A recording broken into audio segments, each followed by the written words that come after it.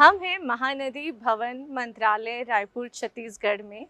मैं सुरुचि आप सबका स्वागत करती हूँ। खास बातचीत जो हम करने जा रहे हैं आज डॉक्टर प्रेम सहाय सिंह टेकाम जी के साथ, जो स्कूली शिक्षा मंत्री हैं। आइए चलते हैं उनके कक्ष में और एक खास बातचीत आपको दिखाते हैं उनके साथ। सर, आपका बहुत बहुत स्वागत है हमारे जी, कार्यक्रम में। धन्यवाद। स्कूली शिक्षा मंत्री के रूप में आपको हर कोई जानता है।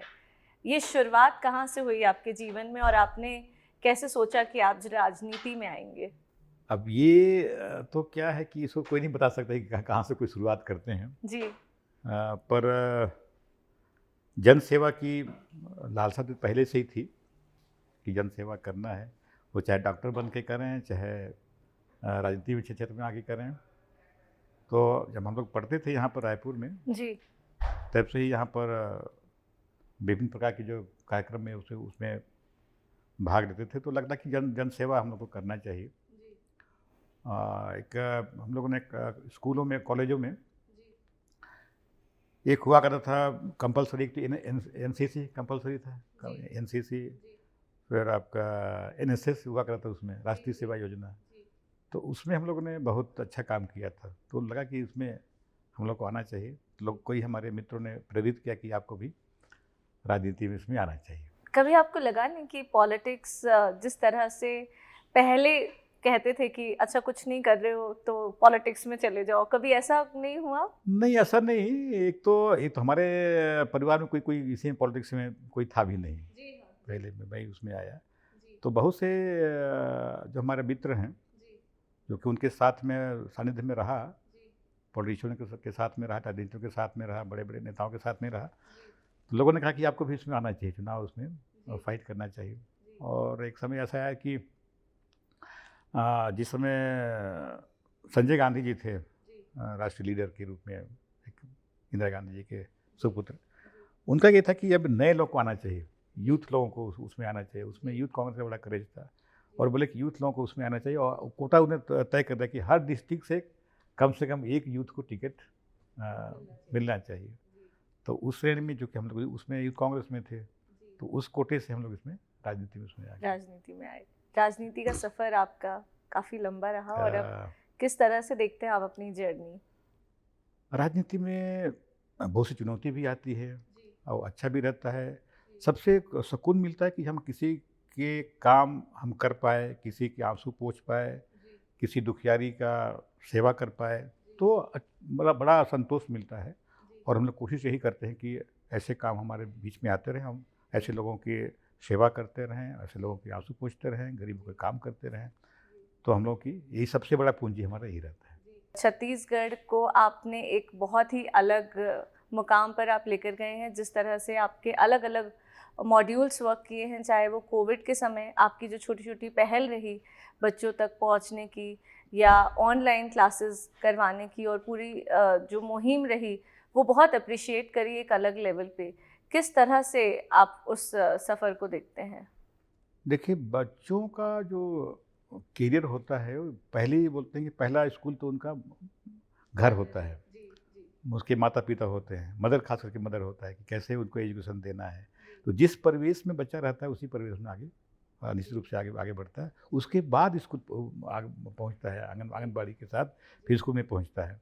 पर हर माँ बाप का सपना होता है कि हम अच्छे स्कूल में पढ़ें, उसको अच्छे स्कूल में किस ढंग से जाएँ, उसके लिए आजकल तो बहुत सारे, आजकल तो PP1 से ही अब शुरू करते हैं कि आपको कहाँ पढ़ाई करना है, कहाँ आगे। सबसे जो आजकल कठिन है कि PP1 में उनको एडमिशन कराना सबसे ज़्यादा कठिन। जबकि हम पहले ऐसा नहीं था, पहले तो सिंपल ही था, लेकिन आजकल बड़ा तो ये तो एक प्रतिस्पर्धा तो है, कंपटीशन तो है। और हर माँ बाप का सपना होता है कि हम अच्छे स्कूल में अपने बच्चों को पढ़ाएं। लेकिन अच्छे जो स्कूल हैं उनको देखें, क्या उसकी फीस भी बहुत लंबा चौड़ा होता है, हर लोगों के पहुंच के बाहर होता है। तो ऐसे जो पेरेंट्स है उनके सपनों को साकार यदि कोई किया है तो हमारे प्रदेश के मुखिया आदरणीय भूपेश बघेल जी ने, जो हमारे यहाँ भी प्रतिभा की कोई कमी नहीं है। उनको अगर उनको अवसर मिलता है तो निश्चित रूप से वो लोग आगे बढ़ेंगे। और उनके लिए लाया उन्होंने स्वामी आत्मानंद अंग्रेजी माध्यम का स्कूल। आज उसकी क्रेज इतना है कि आज उसकी जग जाहिर है कि उसका कितना उसकी क्रेज है। हर तरफ उसकी मांग आ रही है, हर लोग उसकी तारीफ़ कर रहे हैं यहाँ जितने भी इवेंट्स यहाँ पे हुए हम लोगों ने बताया कि हमारे यहाँ, तो सब लोग सब राज्य के लोग बोलते हैं कि एक अच्छा पहल यहाँ पर हुआ है। और आज के वैश्विक परिवेश में अंग्रेजी का जानना भी आवश्यक है। सर, आपको लगता है कि ये हमारे राज्य के अलावा बाकी जगह भी इम्प्लीमेंट होना चाहिए, बाकी राज्यों में भी? नहीं, बाकी राज्यों में हो सकता है करते होंगे वो लोग, लेकिन अभी एक इवेंट हुआ था यहाँ पर, उसमें बहुत से राज्य के लोग आए थे।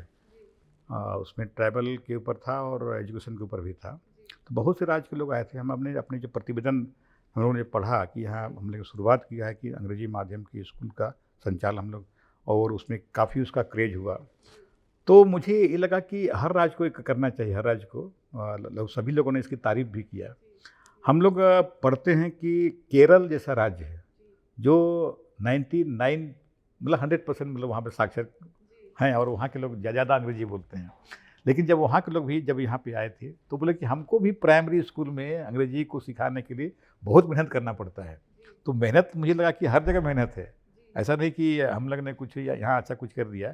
मेहनत चाहे वो दूसरे राज्य हों, जैसे केरल जैसा राज्य हो जहाँ 100% साक्षरता है, अंग्रेजी वहाँ के लोग अच्छे बोलते हैं, लेकिन वहाँ भी प्राइमरी स्कूल में अंग्रेजी को लाने के लिए काफ़ी वहाँ पे लोगों को मेहनत करना पड़ता है। जी सर, आपके यहाँ पर बेस लाइन और मिड लाइन और एंड लाइन, इस पर काफ़ी काम हुआ और बहुत चर्चा में रहा। इसको आप किस तरह से देखते हैं? शिक्षा के क्षेत्र में काम करने के लिए बहुत वो रहते हैं, आपको ऑप्शन रहते हैं बहुत, कि हम शुरुआती कहाँ से करें प्राइमरी स्कूल में। अभी जैसे आप कोविड अगर देखें अपन लोग, तो कोविड के समय में हम जो लर्निंग लॉस जो हुआ, तो लर्निंग लॉस को हम कैसे भरपाई करें, तो उसके लिए अपने ये आपका जो अभी जो हम लोग जो कार्यक्रम बनाए हैं उसी के लिए बनाए कि हम उसको लर्निंग लॉस को हम कैसे उसको भरपाई कर सकते हैं। जो उसमें उसके टेस्ट होंगे, उसके आकलन होंगे, आकलन हम करेंगे पूरे प्रदेश में। तो आकलन के आधार पर अगर किस स्कूल में किस क्लास का बच्चा है और किस क्लास तक वो पहुँचा है कि नहीं पहुँचा है, उसको लाने के लिए हम लोग ये सारे प्रोग्राम हम लोगों ने बनाए हैं। जी, आप लोगों ने बहुत सारा फोकस किया अभी हाल ही के दिनों में। सैटरडे को बच्चे जो हैं वो बैगलेस स्कूल जाएंगे। नई जो नीति आ रही है उसके तहत उसका इम्प्लीमेंट हुआ। आप इसको क्या देखते हैं कि इसे प्राइवेट स्कूलों में भी हम लेकर जा सकते हैं? अभी तो हम लोगों ने इसको सरकारी स्कूल में शुरुआत किया है, और उसमें लोगों का जो शिक्षाविद है उनका कहना कि बच्चों की फ्री माइंड होना चाहिए।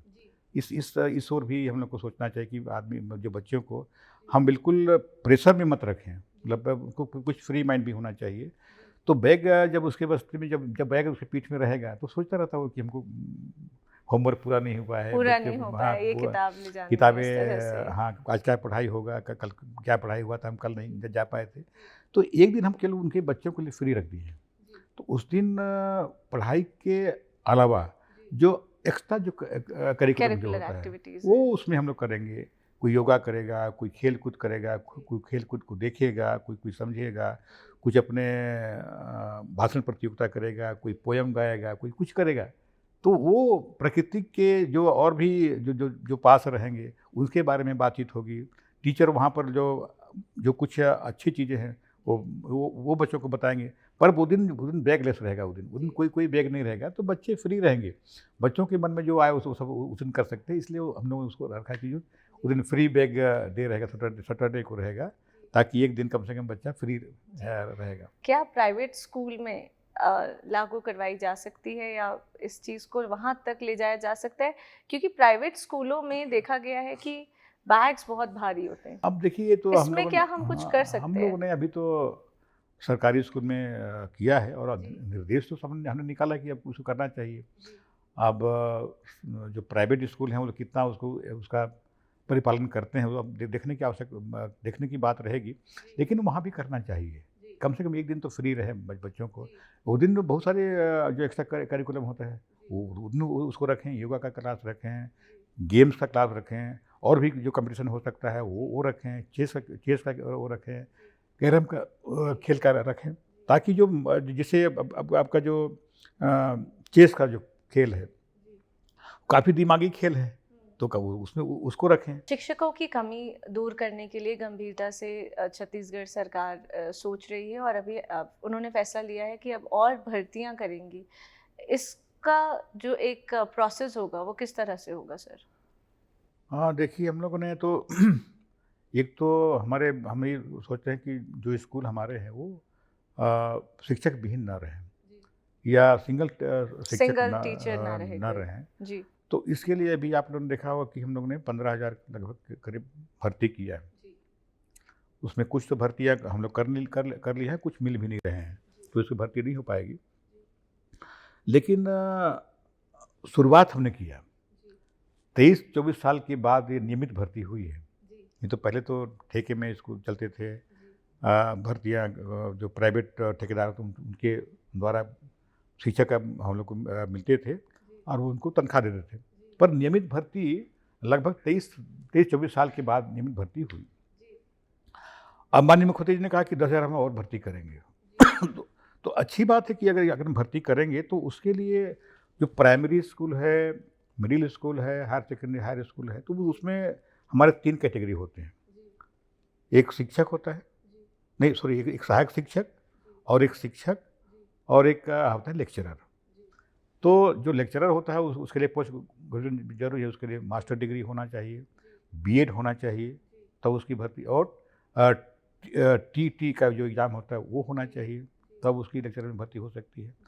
सहायक शिक्षक के लिए कम से कम ग्रेजुएट हो और उसके लिए टेट की परीक्षा पास होना चाहिए, उसके लिए भी आपका बीएड होना चाहिए।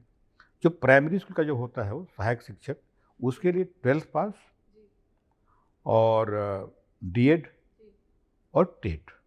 तो ये जो कॉन्सेप्ट रहता है, फिर उसके लिए फिर अलग अलग लोगों के लिए एसटी के लिए कितना % होना चाहिए, एससी के लिए कितना होना चाहिए, बाकी लोगों के लिए कितना होना चाहिए, ये सब का कैलकुलेट करके हम लोग विज्ञापन निकालते हैं ताकि सबको समान रूप से भर्ती उसका हो सके और सभी को जॉब मिल सके उसमें। सर भर्तियां हो जाती हैं, स्कूलों में कक्षाओं में क्लासेस चालू हो जाती हैं, लेकिन मॉनिटरिंग आप इसको किस तरह से करते हैं? एक तो राज्य स्तर में भी जो हमारे जो डीओ हैं, जी। जो हमारे और भी पीएस हैं, सेक्रेटरी हैं, वो भी कभी कभी किसी स्कूल में अचानक पहुंचते हैं। उसके अलावा जो सभी जो डीओ हैं और सभी जॉइंट जो डायरेक्टर हैं, उनको भी निर्देश किया गया है कि अभी आप देखोगे कई जगह पेपर में आया होगा कि वहाँ जॉइंट डायरेक्टर वहाँ पे गए, वहाँ टीचर नहीं मिले, उनके ऊपर कार्रवाई हुई। कई जगह हमारे डीओ गए, वहाँ पर उसके अलावा जो संकुल है, संकुल जो केंद्र है, संकुल में भी संकुल के जो पदाधिकारी होते हैं वो भी अपने अपने स्कूलों में, क्योंकि 4-5 स्कूल का एक संकुल होता है, तो वो भी अपने संकुल क्षेत्र में जाकर दौरा करते हैं, उनकी मॉनिटरिंग करते हैं, उसको देखते हैं ताकि अधिक कसावट उसमें आए। और हम लोगों ने ये कहा कि संकुल का जो प्रभारी रहेगा वो उस क्षेत्र के सबसे जो सीनियर होगा वो रहेगा, ताकि उसकी बात माने। कभी कभी पिछले समय में देखा कि संकुल का जो प्रभारी बनाया गया था काफ़ी जूनियर लोग को बना दिया गया था, तो उसके ऊपर उसके अंडर में जो सीनियर प्रिंसिपल रहेंगे वो कहेंगे हम तुम्हारा बात नहीं मान, तुम्हारा बहुत जूनियर हो। तो हमने कहा कि जो सीनियर होगा उस क्षेत्र के, उस संकुल क्षेत्र में, उसको उसका प्रभारी बनाया जाएगा ताकि वो अपने अगर स्कूल में जाएगा तो वहाँ पे उसकी मॉनिटरिंग ठीक से हो सकता है और प्रशासनिक कसावट भी उसमें आ सकता है। जी, जो सारी चीज़ें हैं, जो सारी पॉलिसीज़ हैं गवर्नमेंट की, किस तरह से इम्प्लीमेंट की, और इसमें कोई शक नहीं है कि हमारे राज्य को एजुकेशन और स्कूली शिक्षा में बहुत अच्छा काम करने के लिए बहुत बात कर रहे हैं। इसके अलावा मैं आपसे जानना चाहूँगी कि अगर आप आज स्कूली शिक्षक मंत्री नहीं होते तो आप क्या कर रहे होते? जी जनसेवा ही करते, जी जनसेवा करते, खेती-बाड़ी करते, जनसेवा करते, वो जी भी आज कर रहे हैं। तो ये तो एक चांस है सरकार आपकी, ये जनता ने हमको दिया है, जी अब उसको हम उसे पूरा करने का पूरा प्रयास करेंगे और जो दायित्व मुझे दिया गया है जी उसमें खरे उतरने का पूरा हम प्रयास कर रहे हैं। जी। सर खाली टाइम होता है कभी दफ्तर में, तो आप क्या करते हैं? क्या शौक है आपके? खाली टाइम हम लोग को कहाँ मिलता है? तो कोई ना निकालते हैं आप कोई फैमिली के वो लिए? रहता है। जी और खाली टाइम रहता है तो कभी हम गाना सुनते हैं, अच्छे पुराने गाने उसमें सुनते हैं। बाकी किताबें हम पढ़ने का शौक रहता है, किताबें पढ़ते हैं। कोई ऐसा गाना या कोई ऐसी पिक्चर जो आपको पसंद हो या आप गुनगुनाते हो? नहीं ऐसा तो नहीं है, हम सुनते हुए रहते हैं, गुनगुनाते काम नहीं करते। हम चलिए। सुनते हैं, अच्छा लगता है, वो जी, सुनते रहते हैं उसको। जी। कई बार स्कूली बच्चों में एक मेंटल स्ट्रेस देखा जाता है। कई बार वो जब घर से आते हैं तो कई बार परेशान होते हैं। तो क्या आप सोचते हैं कि सिवाय जो स्कूल की टीचर्स हैं उनके अलावा काउंसलर्स भी होने चाहिए? आपका इस पर क्या कहना है? नहीं, बिल्कुल आपका बिल्कुल सोचना ठीक है। जी, हम इस बारे में बिल्कुल विचार करेंगे जी, कि काउंसलिंग भी उसका होना चाहिए। जी, ताकि आज देखिए, आज बहुत से बच्चों में भी और बाकी जगह भी स्ट्रेस तो बहुत आज जी, लोगों के में है। जी, और स्ट्रेस को कैसे दूर किया जाए?